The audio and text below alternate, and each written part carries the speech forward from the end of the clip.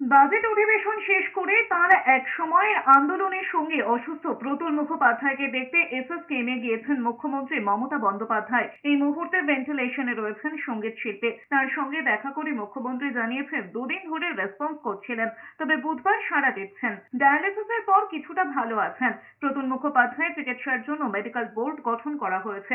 জানা গিয়েছে সেপ্টিসেমিয়া ও নিউমোনিয়ায় ভুগছিলেন প্রতুল মুখোপাধ্যায়। মুখ্যমন্ত্রী আরো জানিয়েছেন মেদিনীপুরের মেডিকেলে দুই প্রসূতির সঙ্গেও তার কথা হয়েছে, পরিবারের সঙ্গেও কথা হয়েছে। একজন বাড়ি ফিরে গিয়েছে, বাকিরাও খুব দ্রুত ভালো হয়ে যাবেন। এই দুদিন রেসপন্ড করেননি এবং তার মানে ওনার জ্ঞানটা আছে, কনসাস আছে। আমি বৌদির সাথেও বেরিয়ে কথা বললাম, বৌদিও নাকি খাওয়া দাওয়া বন্ধ করে দিয়েছে। তারপর মিদনাপুরের দুটো কেস এখানে আছে, ওদের সাথেও কথা বললাম, ওদের বাড়ির লোকের সাথেও কথা বললাম।